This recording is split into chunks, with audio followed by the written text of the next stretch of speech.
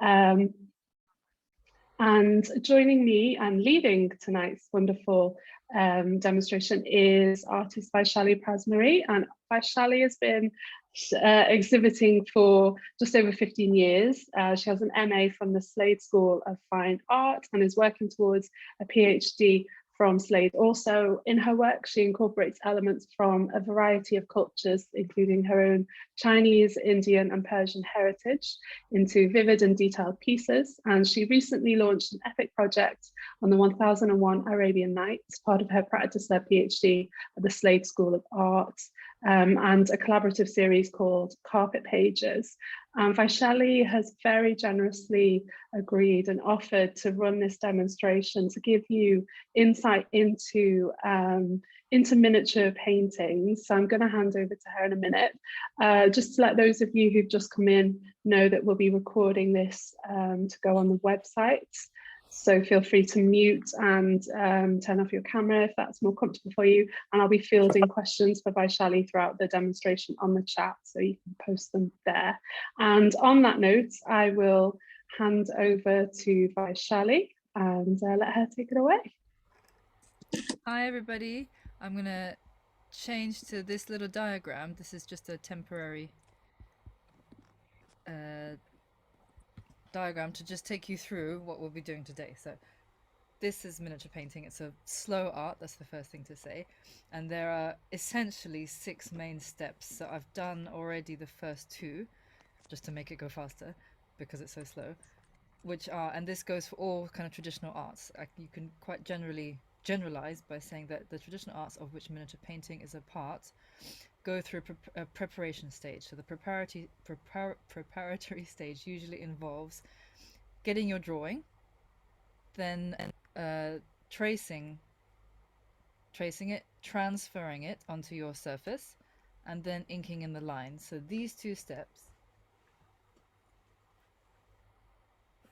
have already been done. And the way we do the transfer and trace is to usually use some kind of loose pigment, such as this. So I usually like to use an English red or Venetian red, chalk or loose pigment. On the back Vaishali, would it be possible to turn up your sound at all? hold on a minute. I can hear it clearly. Mary, it might be on your device because I can hear it clearly. Can everyone hear Yeah, me? yeah, we can. I can. Okay. Shall I carry on? Sure thing. Okay, let me know and then I can speak a bit louder if that's easier. So on the back of the drawing or tracing, rub a bit of pigment, loose pigment on it, and then you transfer it onto your surface, which is this piece of paper. I'll talk a bit more about paper in a second.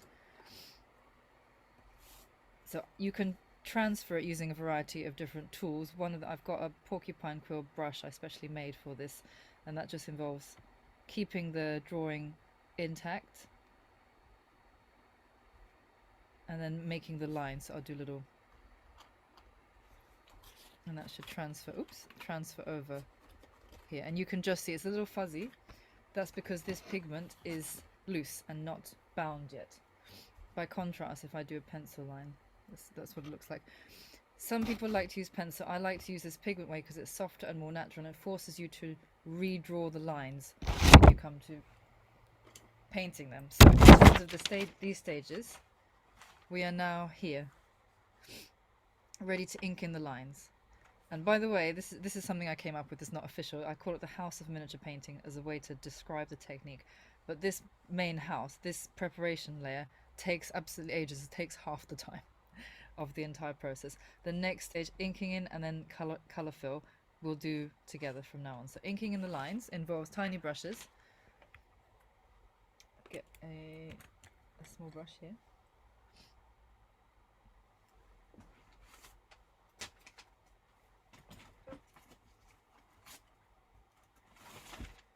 And usually, just under your hand, this is just a little tip in what I do, a spare bit of paper, just so you can rest your hand and not disturb everything.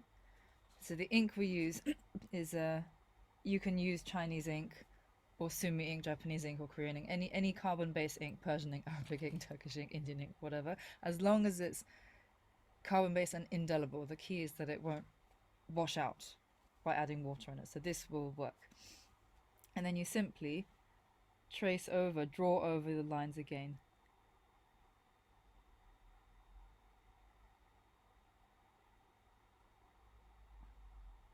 And you should see instantly it becomes quite sharp because I'm using ink now. Ink is a fluid medium, and the pigment, or rather lack of pigment, the color has been bound already. And these lines are just for you, the painter. You will usually, in most schools of miniature painting, you will obliterate these lines anyway by doing the color fill, which is the next stage. In terms of the paper, this is watercolor paper, 300 GSM hot pressed watercolor paper. You can actually also get handmade paper, especially for miniature painters, from a place called Hussain Papers in India. They sell them at Khadi Papers as well. That's Khadi, Khadi Papers. Let's do another area. Let's do the little rabbit, because that's going to be more fun to see.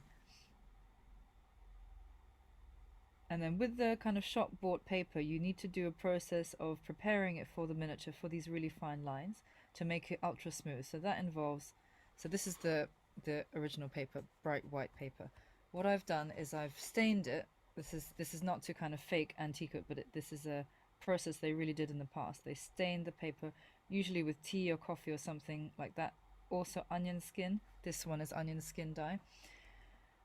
Or avocado, that's my new love of 2022. There is pomegranate, turmeric, saffron, so many other kind of paper stains. If you're into natural dyeing or natural fabrics or textiles, then all those dyes pretty much can be used for paper, and you don't usually need to add alum or things like that, because you're not going to wear this or wash this. This is it. Once you've stained the paper, then you starch it or size it. So you add starch, and you make the starch from wheat or something like wheat. Could be wheat starch, corn starch, tapioca starch, rice starch, potato starch, arrowroot starch, anything that is kind of mucousy, glutinous, cucumber seeds. Some people, not miniaturists, but people who make kind of patterns or calligraphers, like to use egg white. It's called ahar paper. And any questions? Okay, yeah, that was Rachel. But most miniaturists, I think, like to use this plant-based starch, because the animal ones, protein-based ones, are quite, they're very strong. It's like if anyone's an oil painter, putting rabbit skin glue before you paint, or putting the gesso size protective layer before you start to paint. So it's the same thing here. We also do the same thing, putting in the starch layer. So we've done the stain, then we starch it, and then we're ready to use it. Before we use it though, before we do anything, we burnish it. So let's see if I finish this area off now. So this was a brief demonstration of inking in the outline, so you'd have to do the entire thing, which is why I said that the preparation layer, which you've done now, takes ages and ages and ages. So that's the kind of your foundation. Then 1, 2, 3 steps. Color fill is next, then rendering an outline. Before we do, in between each of these layers, there's a process called burnishing, which means polishing the paper. So we do some of that now. Let's see what we can. Yeah, we can burnish this one. Right. So this is another paint. Well, it's this way round, but I'm just gonna do it this way round for now. So burnishing, do it through a piece of paper,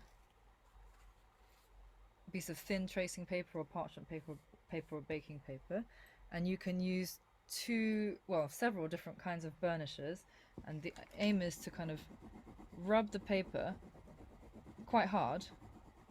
Of course, when everything is 100% dry, you do this. So you see here, just to explain, I've inked in all the outlines here. I've also started the color fill, just because, started. But here I haven't done any, so I was going to do that with you. Burnishing first. In the ancient text, they say use a stone egg, and this is exactly a stone egg. A stone agate egg or marble egg.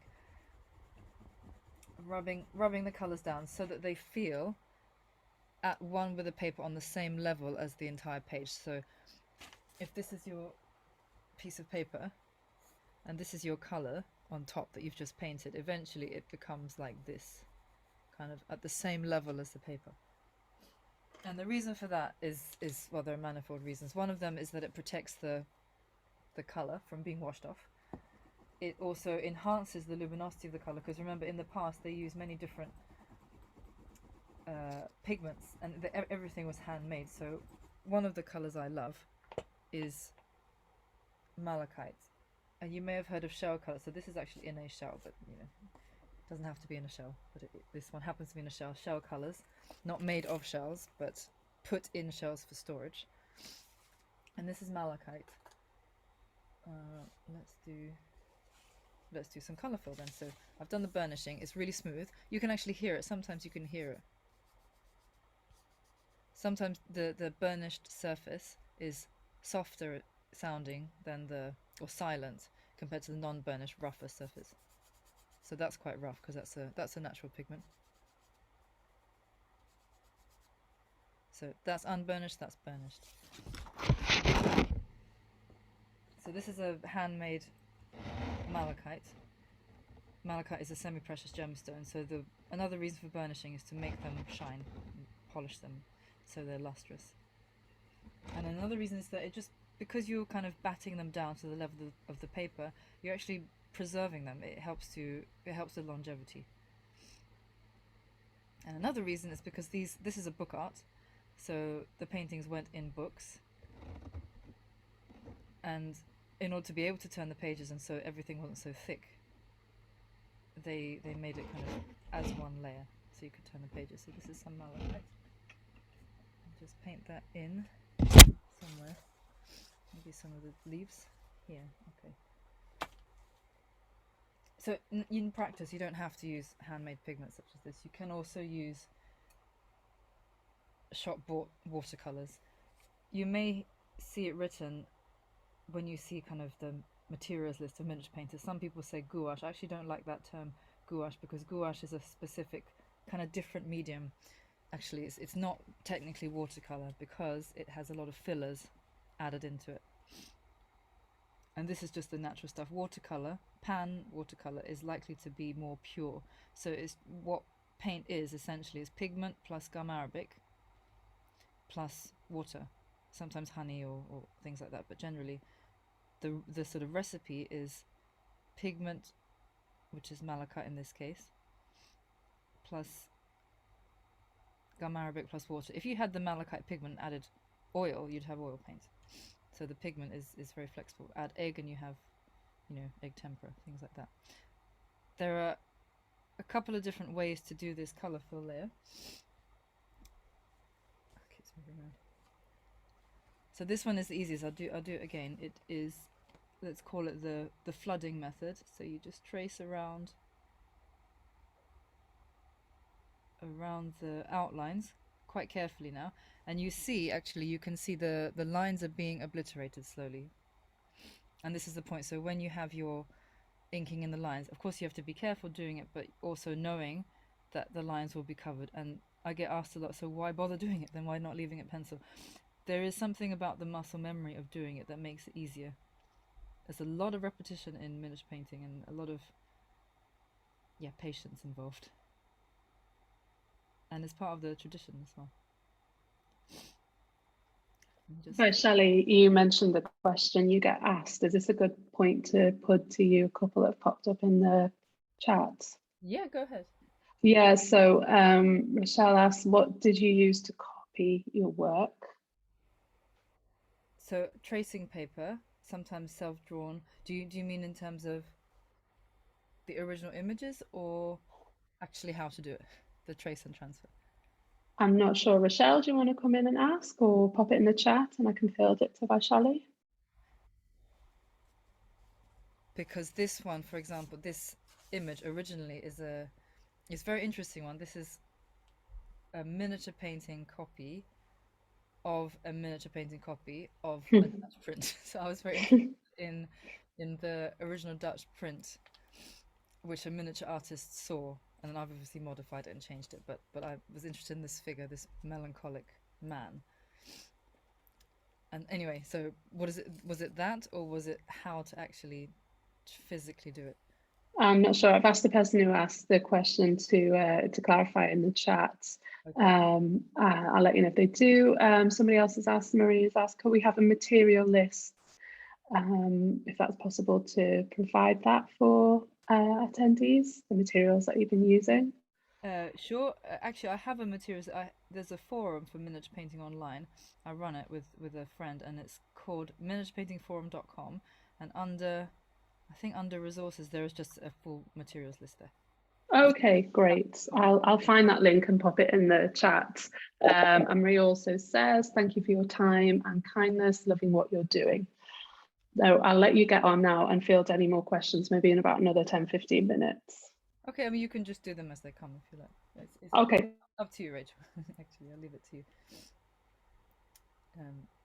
Yeah, still doing a little bit more of the colour fill. I'll show you just another way, and that is, this is a little more difficult maybe also to show, but it involves, there's a bead of colour in the watercolour itself, the opaque watercolour, and we're using it in a very opaque way as well, and it's just to field this colour, just kind of, there's no real nice way to explain it, but just kind of make sure it blobs down in the right way. So you keep moving the bead of colour down the surface, and if you can see at the end it will blob. This is quite an opaque colour anyway, but those of you who are watercolorists will know what I'm talking about, the bead of colour, and then you just move the blob of water down, the bead of water down. But that's, yeah, again, quite difficult. And then the other, just to kind of size up a little bit, there's another technique. This is called the full color. The majority of miniature paintings are painted like this, but there's another method which uses the watercolor not in an opaque way, but in a very translucent way, in a diluted way, which is called nimrang or mirang, half color, and that just gives a very, I mean, you see it a little bit here, but generally they don't mix it. Let's do one example here, just as a half kind of light wash of color. And by the way, these, you can see the bead maybe more clearly here. We've had a question asking, are you copying the colour scheme as well as the drawing of this painting, or are you using your own combinations? Oh yeah, that is definitely my own. This was a very melancholic image, so no, this is completely my own combination. Completely. What can I say about the colors? I mean, this is a whole big rabbit hole. One of the rabbit holes is paper, one of the rabbit holes is brushes. I went into the brushes rabbit hole because it seems kind of finite. There are only so many hairs you can make a brush with. So I make my own brushes. I created a series of miniature painting brushes. They're all on this forum. I'll send you the link. The colors is a huge one. There's so many pigments and so many colors in the world. So just as very, very briefly, malachite is just one of my favorites, so just easy. What else can I show you? But there are so many, the blues and greens. I'll show you an example here. And there are so many colors within colors that, where's my piece of here? So if we say we finish this color fill for the demonstration, because the real work, and this was quite fast in what you saw, I managed to kind of just do that little part of the leaf fairly quickly. Then we move on to the rendering and the outline. These take ages to do. This is the real painting. Everything here, in fact, even the color fill, this is the preparation. And this is actually, because you're just applying the color, you're not really painting it as you would imagine painting, you know, giving it form and yeah, just giving it form. There's no real shadows in miniature painting. That's one of the reasons why it is kind of permissible, because they are not real figures or faces or human beings, whatever. They have no shadows. That's one thing I also get asked. So this is applying colors, not really painting. But these two, the rendering, which sometimes people translate as shading, but there is this difference, it's a subtle but important difference in meaning, because you're not creating shading with shadows, you're just revealing the form for what it actually is. That's the rendering, which takes a long time. So as you go up, it gets drier and slower, and then that final outline. So we'll do some rendering. And also just to show you that we use this egg to burnish, but you can also use different burnishes. You can use Do I need to? Yeah, maybe here. A cowrie shell.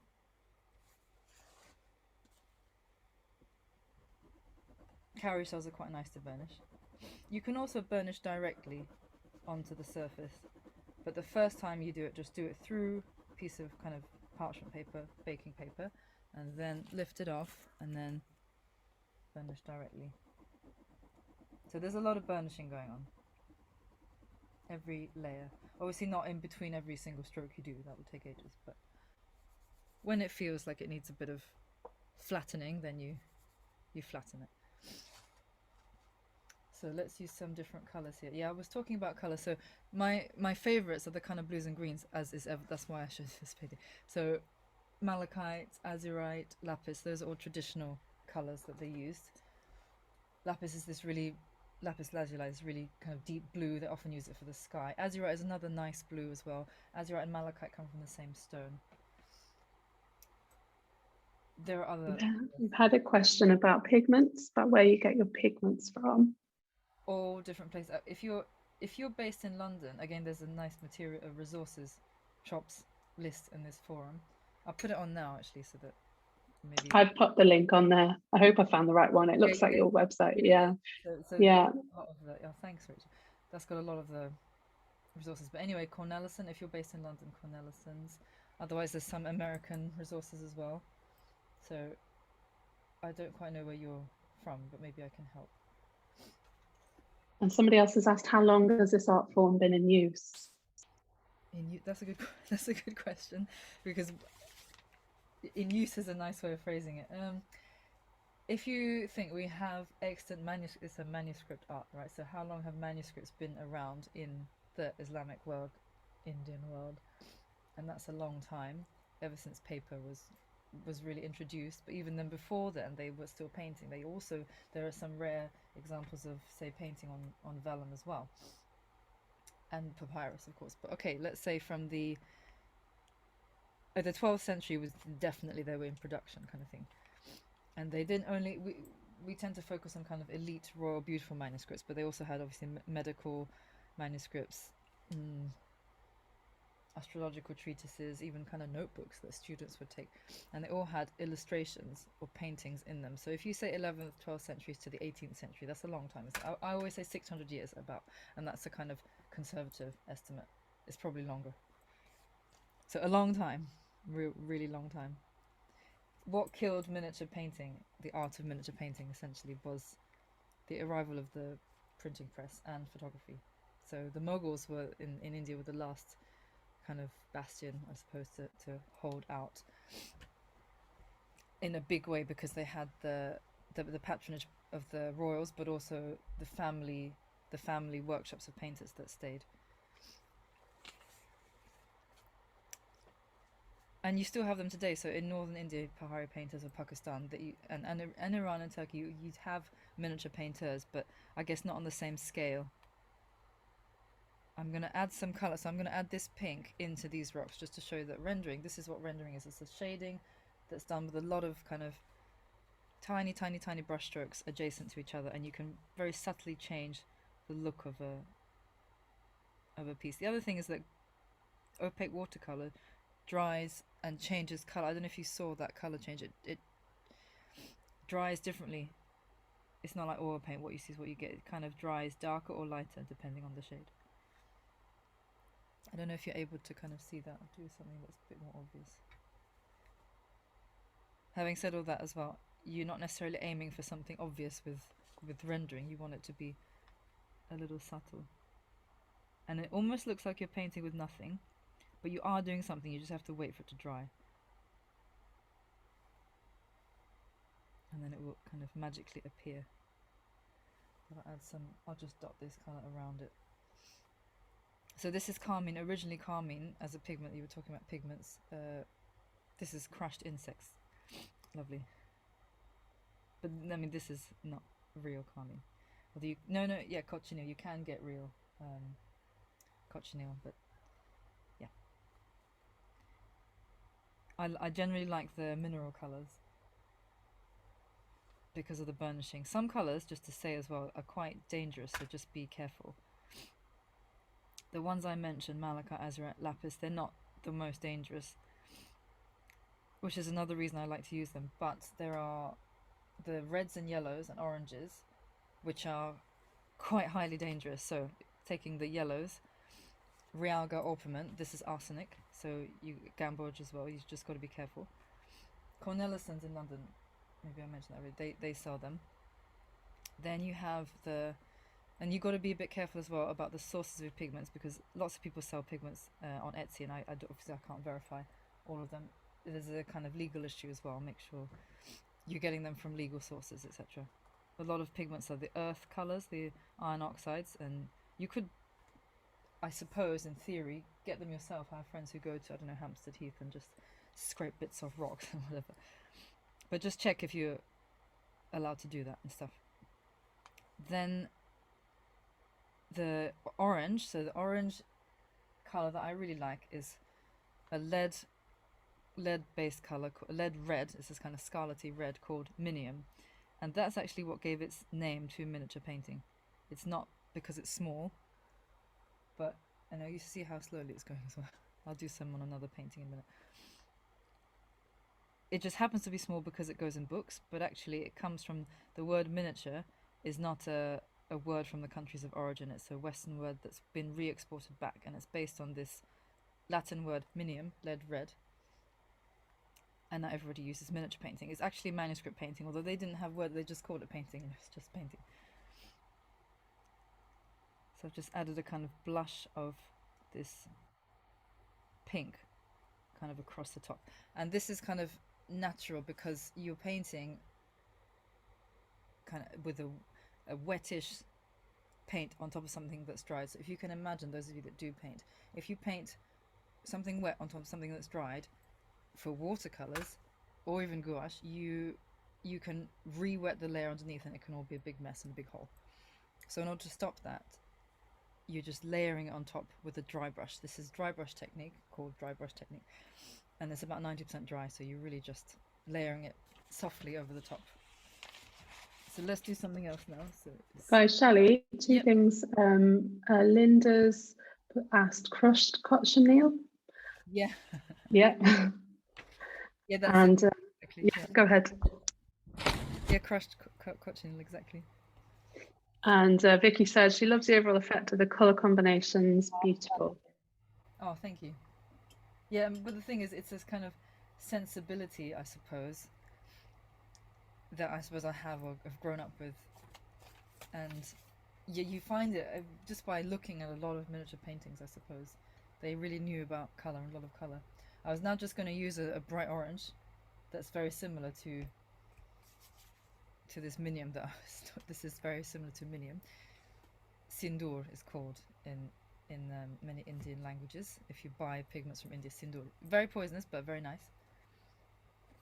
I just really like it, and just it made me think of it, so I thought, oh well, I'll do some here. So that's the orange, and then the red, the famous red, which is similar to this one, but this is not it, because this red is really, really toxic. It's called vermilion. Chinese vermilion is the real vermilion. Cornelison sells it. Or you get French vermilion, which is, you may have seen or heard of French vermilion. And just draw in the rocks quickly. And then we start to render.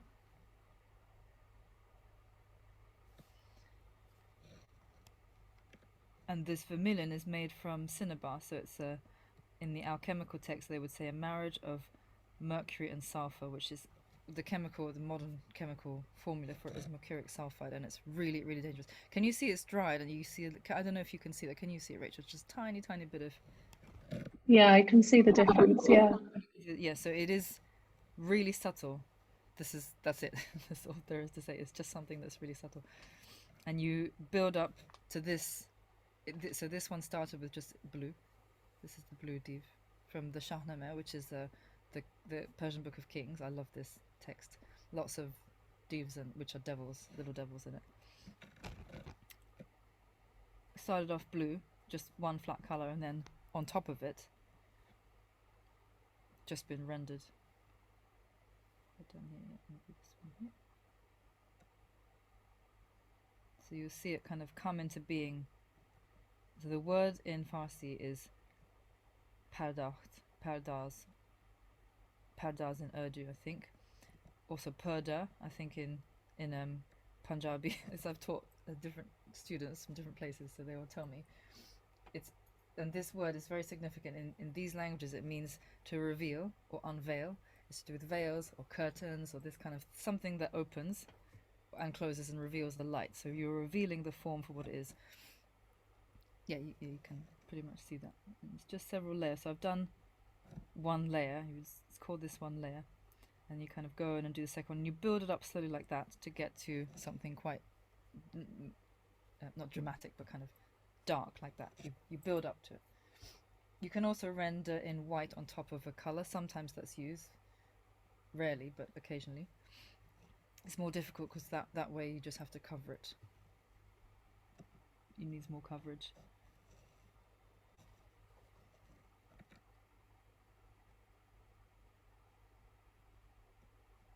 So very soon after this dries, we have to burnish it to flatten it down, because now I've just added some layers on it, and if you want it to be a bit more subtle, so you would burnish. I'd wait for it to dry and then tamp it down. Let me see if there's any more. Oh yeah, there is something I really wanted to work on as well. So one thing we haven't talked about actually in terms of colour is gold. So I've done a bit of rendering there. Gold would have been done just before the colour fill, after the inking in stage. So we are now on the little plan. We're still rendering. Yeah, we're still here.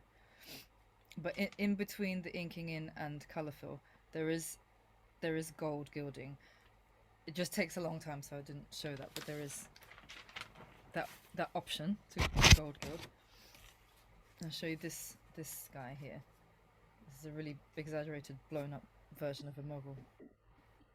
I had a question about what precautions you usually take while working with toxic pigments. Okay, good question. The toxic pigments are usually only toxic if you ingest them. So if they're bound, and you saw my show, this is completely safe. As long as I don't eat it or lick the brush, and don't lick your brushes, don't eat it. That's the first thing to say.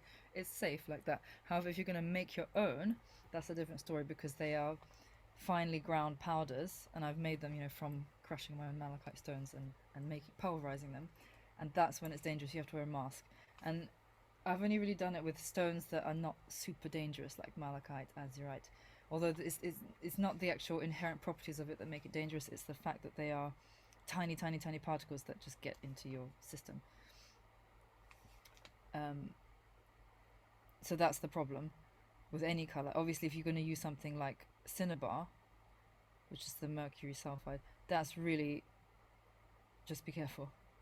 I had a tutor once for a stained glass class, I did, and she had a toxicity blood test every year because she was just working with lead, and lead is in paint. In fact, again, you can buy it in Cornelson's, but lead white colours that they would have used in the past, they're just banned nowadays in most art shops. And in fact, at Cornelson's, they don't even sell it as a paint. You have to make up the pigment yourself at your own risk. So no point working with something like lead white when you have titanium white, which is just a really good alternative. Does the same thing. Well, not actually, doesn't do the same thing. I've used flake white or Kremlitz white, lead white. It's really nice, really thick and buttery. But for something like miniature painting, it's not oil painting. You don't need that thick texture. Titanium white is perfectly fine and safer, so just use that. So you can wear a mask. Actually, I did wear, nowadays people are used to wearing masks, but there's a special kind of mask you wear, and you don't do it too often. When you make that amount of pigment, by the way, if you buy this in a shop, if you buy a kind of fingernail's worth of malachite, it costs you about £20. So this is already quite a lot. So if I'm going to make a pigment, it's going to be something semi-precious. If you're going to, people love to do this as well, making their own pigments from earth colours, so the iron oxides. But equally from a shop, you're going to be the same, and it's going to be cheaper, unless you have access to specific kind of special earth. And just use your precautions. Just be careful. I don't do too often. I would say the main thing is I don't do too often. I don't need a blood test every year to check, wear a mask and do it in a well-ventilated area, and obviously wash your hands and everything. And if you can, just steer clear of the really toxic pigments. If you don't have to have it, like white, you don't need to have white, then don't use it. That's a really good way of just kind of abstinence. Don't use it. There are colors that are irreplaceable. For me, that's malachite and those colors. But some people say that, okay, cinnabar, this beautiful rich red, is irreplaceable, so they use that, you know. But you just be careful. By the way, what I'm doing now, this in Turkish I think it's called tarama. It's the same word as, no, it's not the same word, same meaning as pardakt, which is the rendering. So still rendering, but it made me think of it because in Turkish the meaning is combing, like combing hair, and this is, I'm painting hair, so it just happens to be. We've had a comment as well about lead, saying plus the lead white could eventually turn black over time. So overall, better to use a safer modern white pigment. Yes, yeah, because you do get some purists that only use, you know, they only use the traditional stuff. But then there's all these other things that the traditional artists would know that we don't necessarily know, or have the knowledge has been lost. For example, exactly, even in oil painting, which colors to surround lead white with. That's why certain traditional paintings have a certain look, because they knew that, okay, this color interacts with such and such color. Don't put it on top. Verdigris is another one that changes. It's beautiful turquoise. I love this color, but it's just unstable. It's fugitive. It's not going to last. In fact, that's why, going back to malachite, it's like malachite propaganda. Sorry, or azure or anything like that. It's because they are mineral colors, and the mineral colors are the longest lasting. So colors can be divided into earth colors, which are the oldest. You see them in cave paintings, the oxides. They're very stable as well. Then you have mineral colors, which I've talked about, could be these ones that I've talked about. Then you have animal colors, which actually we've mentioned. This is carmine. Or the famous Indian yellow, which is, you know, a bit of conjecture as well. The feeding cows on mango leaves to. It's also a little bit animal cruelty, so I don't want to kind of. I'm not interested in finding the real source of Indian yellow, as some people may be, because I'd rather that cows were happy. And then you have the plant colors, which are the most fugitive of all. Plant colors, they're derived from plants, and they come into life as a liquid, and then you have to do a kind of special process to make that liquid into a solid, i.e. to make it into a pigment, which you then make into paint. And they are fugitive, meaning that they will fade. When you look at old tapestries, or even old carpets, or any old textiles, and maybe some of you are textile people, there's certain colors that fade, and a lot of them are plant based, and the mineral ones are the ones that last. So in terms of the greens, because green is a very kind of, and blue, they're famous kind of fading colors. So malachite is a good one because it is more permanent. And then you have the so-called alchemical colors, which is the cinnabar, things that they need human intervention to be made at all. So these two minerals are put in an underground kind of crucible and exploded and things like that. So you see, I started this painting in 2020, I think. Was it 2020, something like that? I think 2020, or maybe very early 2021. And it's just carrying on, because his face is done. This was done, but what is taking the long time is this hair, this rendering, and you just have to let it dry in between each one, otherwise you will get holes and kind of carry on. So I take it out and work on it every so often. I mean, it is quite black. It is quite done, but it could be more. It always could be more. It's kind of hard to finish paintings as well. I'll just do a little bit more so it's obvious here. And then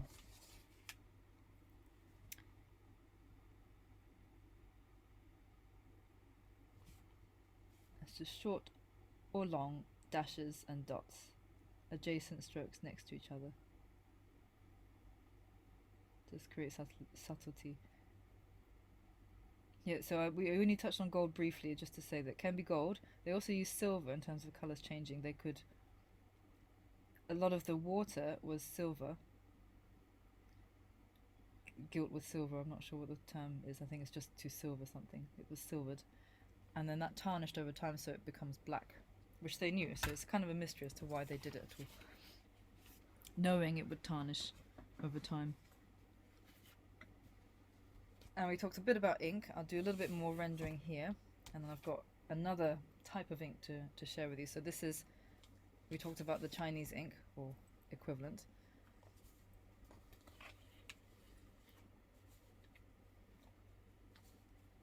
and just to kind of darken things.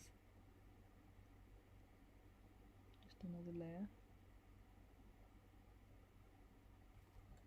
And so this process, this is for me the real painting, you know, rendering, making it come alive, for want of a better word, and making it look like what it actually is. So making it into a ball rather than a circle, or making it into a burak, which this is, rather than a flat four-legged object with purple body and human face. I don't know if people know what this burak is, because there's a whole other kind of world of symbolism and motifs in miniature painting, but yeah, it's a big old thing. Anyway, briefly, this is the Prophet Muhammad's night journey, called the Isra or Miraj, into the seven heavens, and he was riding this burak, which is a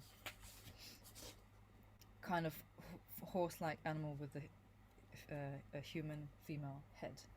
And I've done this in black ink to make the hooves, and then, because there's one other ink, actually there's several inks, but for miniature painting purposes, just talk about this. What to avoid, actually, are acrylic inks.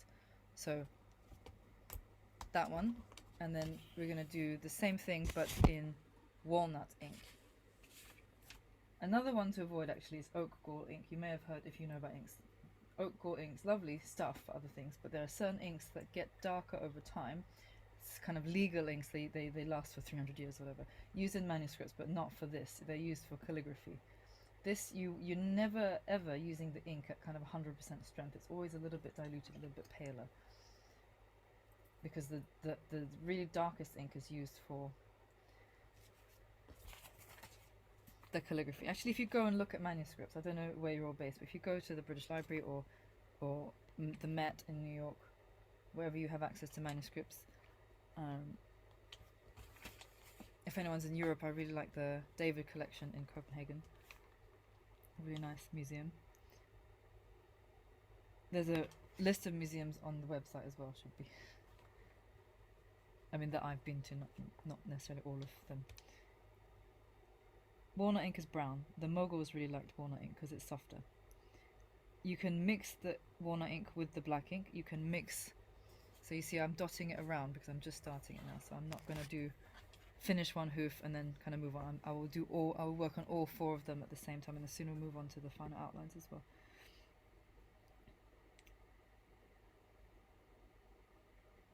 So walnut ink is softer. Mughals really liked the use of walnut ink.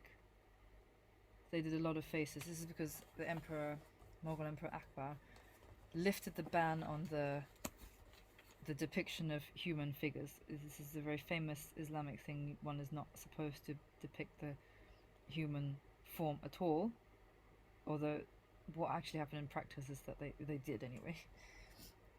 From the earliest the earliest dynasties, the earliest Islamic kingdoms, the Umayyads onwards, they all depicted the human form, including of the Prophet Muhammad himself. But that's another story. So you see, I've just kind of touched on it a little bit. I'll do the bit of the tail as well.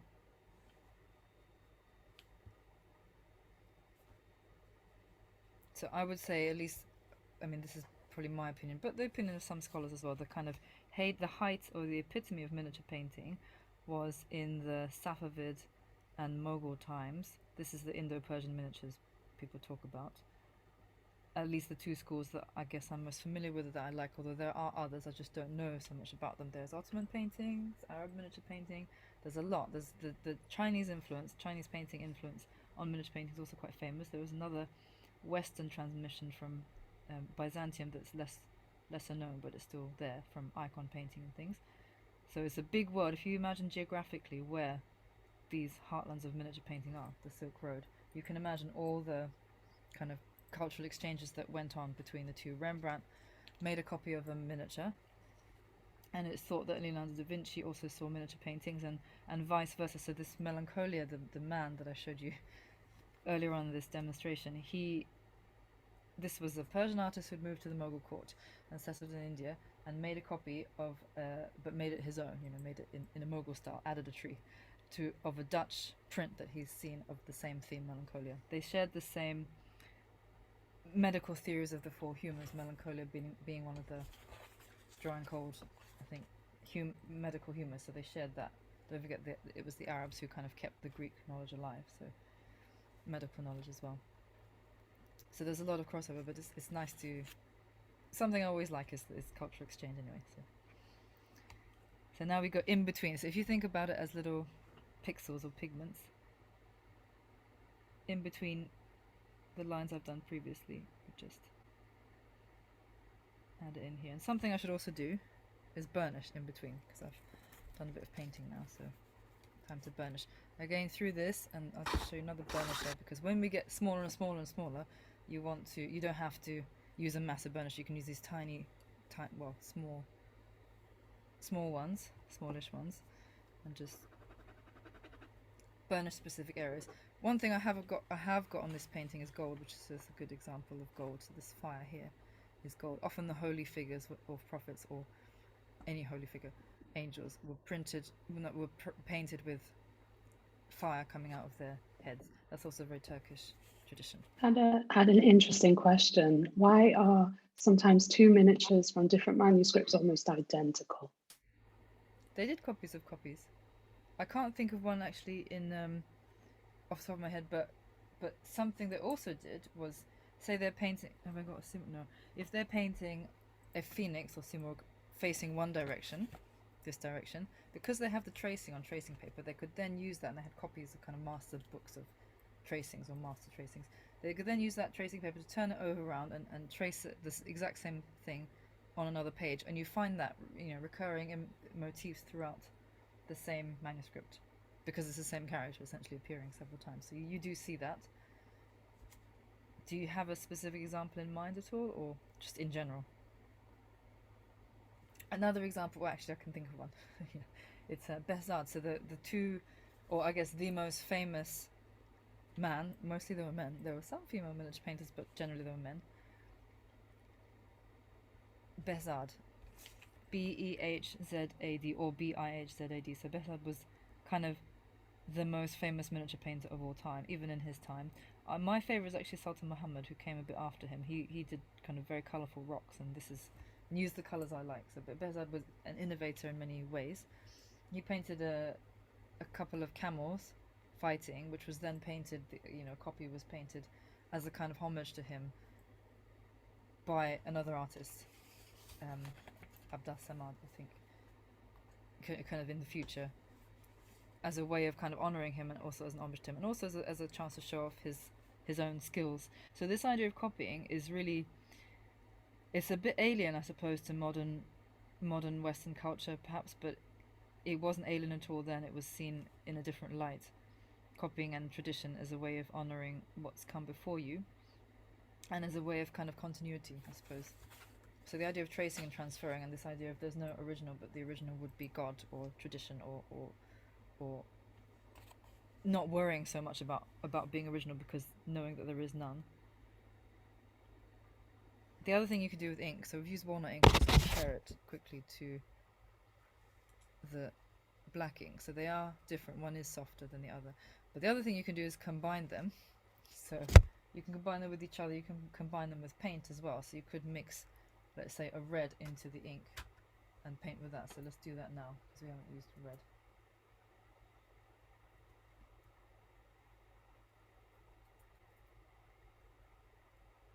So for me, I use cadmium red. Cadmium is actually very poisonous as well. It's a heavy metal, but less poisonous than cinnabar, and is a really nice bright red as well. You can layer over the ink, or actually mix directly into the ink themselves. You may not notice this completely. You probably don't see it at all, but it is there to the naked eye. So miniatures, anyway, are kind of supposed to be appreciated singly, by one person, or max two, around a book encountered like that. Okay, and then let's go to the final outlines. So this is an image of water. We'll go back to the ink now. You can also, I've got silver here as well, so it looks a bit grey, but this is a silver. Yeah, if you can see. So that's a good example of silver. Nowadays, if you're going to gild with silver, most people don't gild with silver now because we know it tarnishes. So they would use palladium or white gold or platinum or something like that, which you can also get. So the final outline, sometimes you can even retransfer, because if the colour fill is so thick, you can just retransfer on the top. Maybe not all the lines, but just some guidelines to help you. So just really slow. This is it now, this is the final outlines. Sometimes the lines, well, there are two types of lines, let's say. This is something they didn't take from China. China has a lot of different, Chinese painting has a lot of different line weights and types and thicknesses and styles, but in miniature painting there are essentially broadly only two, because it's also about the colour, not the line, even though it's the art of the line, we say. There's the line that's absolutely uniform and straight, like that, so there's no variation. Then there's a line with kind of nuance, which kind of goes thick and thin, so you just add pressure onto the brush as you kind of move it around. This is a natural form, so we just make it how we want. And then here we do the lines. So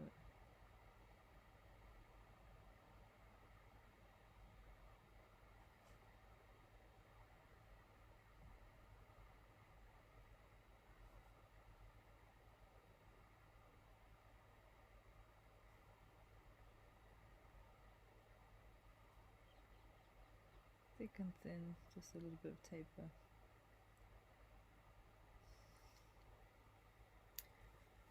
I'm just thinking maybe I should show you some gold anyway, because I haven't shown you anything gold yet. I mean, in terms of how to use gold. So I've talked about gold gilding, which is, you know, done in the beginning. Oh, by the way, we're on here. No pencil, but we've done all the steps now, rendering, blah, blah, blah. So we're on the final outline now, just to, so it's clear structurally in your mind. Let's use some gold as well. So gilding has to be done before the colour fill for various reasons. One, I guess, esoteric reason is that gold is sacred, so you get it. You do that before anything else. Another practical reason is that it sticks to everything, so you just want to do that before there's any paint in it, otherwise it just sticks to everything here. Gold paint, real gold paint, is called shell gold, again not because it's made from shells, but because I'm just going to liquefy all this first. It's not made from shells, it's made from real gold that's been pulverized into a powder. That powder's then been mixed with gum arabic and water, and then you have real gold paint. But it's called shell gold even in shops today. Or you can use gold watercolor. This kind of gold paint, can be used at any point in your painting journey. So that's good. You don't have to kind of plan for it. You can use it. They often did, if you're painting a figure, for example, you do the jewelry at the end. So you liquefy. I'm glad I showed you this actually, because this is true for all pan watercolors. You kind of have to re-liquefy the whole surface, especially if you're using, you know, shop bought, I don't know, Winsor & Newton artist quality one. Always use artist quality, because the student quality won't give you the same look. And then I use the tiniest brush now to do small bits here, and the gold. So I call this one the clouds brush. For a miniature, right, we'll just do. I wonder if you can see that. Oh, you can see that, yeah, but it's just, it will look quite dark, it's funny, and then on its side it will kind of just, this is the proper, you can, let me see if I can show. Yeah, this is the gold, if you can see. And this is the I guess the point of a manuscript, any medieval manuscript as well, illumination by candlelight. You know, pre-electric ages, this is the beauty of them, is the gold really, and the pigments that shine. And you only appreciate some things in real life. If you ever, I mean, this is a huge art form. I always like introducing it to new people, but it's a huge rabbit hole. You go, there's so many areas to. The gold is another rabbit hole. It's a kind of medium in and of itself. It's such a beautiful thing.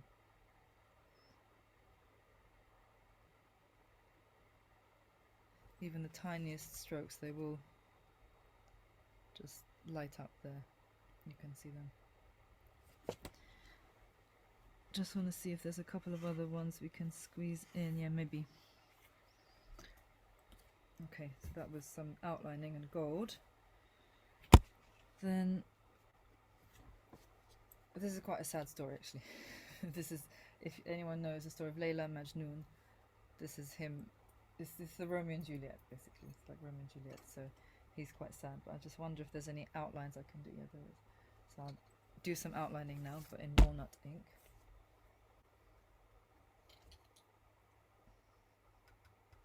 So again, it's not super dark. When you buy walnut ink, if you buy it commercially, sometimes it's not super dark. Just be kind of like this. That's enough. It's enough darkness, and then just to outline very carefully. Let's do this one.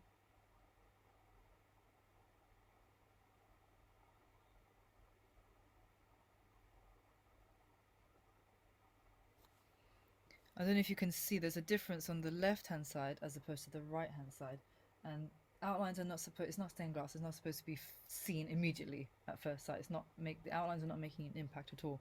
They're supposed to be seen only on kind of second or third glance, and you only really notice them when you look up closely. They're supposed to be quite subtle, and yet most of the miniature is outlined. There are exceptions, like in the rocks, you don't really outline every single kind of crevice because that would be difficult.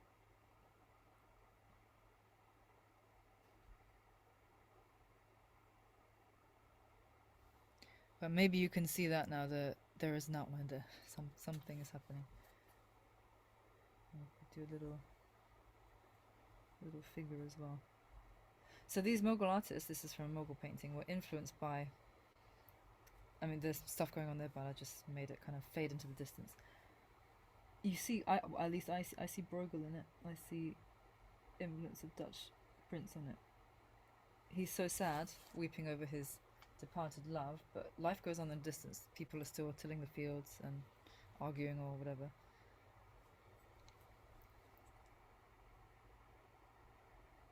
Ideally you do it in one stroke like I'm doing, but if not, it's not a problem as well, as long as you're kind of keeping to the one, as long as it looks like in the end one line. So it's never ever kind of sketchy lines like this. It's one decisive line that would make an outline. That's what makes a miniature. So I guess the two main things are the fact that it's outlined and the burnishing. So just a little bit there. And then just one last one. We have to, yeah, which is this one. It's kind of nice to end on him actually. He is the Prophet Mani. You may have heard of Manichaeism, but he's the other mythical kind of figure that was supposed to be one of the best painters in Islamic culture. Mani is still lauded as this mythical, legendary, really good painter because he preached his philosophy through painting. So I'll just outline the little pair of scissors.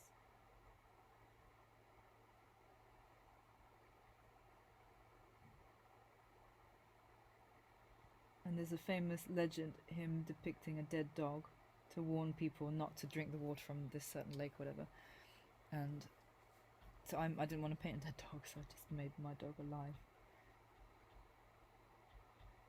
And these are the accoutrements of a miniature painter. So the portfolio, actually I don't know why the scissors are there, but they're always good. And then the brushes here. This is the brush pot, and then the water pot. Here. Okay. Any questions? That's about the red of Cinnabar, I believe, but it's cadmium. Any questions? Let's have a look. Are you there, Rachel? There's no more questions come through on the chat. Oh, nice to see your face. Oh yeah. Hi everybody. That was so beautiful. I don't know about everybody else watching, but I found that so meditative. Just watching the strokes, watching you paint really slowly. I can see what you said about it being slow painting, that you take your time with it and you're really thinking about the placement. It was absolutely fascinating. Lots of lovely comments coming through, but we haven't got any more questions unless anybody wants to step in and unmute themselves, please do. That was quite a whiz through of miniature painting, so I think I was quite comprehensive, maybe quite overwhelming, because I just went through a lot of different paintings and showed kind of all the processes. So normally when I teach, it's just very slow. But for a demonstration, it might be a bit boring if I worked on the same painting throughout. So I just thought I'd skip. Well, we've had lots and lots of appreciation here, but no further questions. So I think we'll wrap up there. I want to say thank you again to Vaishali for somebody said soothing, which it was, and peaceful, and inspiring as well. And to say that if you're interested in Vaishali's work, which is as stunning on the big format as it is, you've seen close up here, her work can be seen in the exhibition, which is on show until this Saturday. So you have like less than one more week to see it in the P21 Gallery near King's Cross in London. If you're in or near London, please do visit. We also have 2 more events coming up tomorrow night and Wednesday night. We've got another workshop, which is with 2 other artists, which is about digital and illustration. And then on Wednesday evening, we have what's going to be a really fascinating talk, the final in our artist talks, with a selection of artists who are going to be thinking about art practice in conflict and in challenging environments. And all of that information is on our website, which I popped in the chat. So please do stop along, sign up for their talks. And thank you again to Vaishali. That was a really great demonstration. I feel inspired. I have no artistic bone at all, but and thank you everybody for coming. Really appreciate it. Thank you.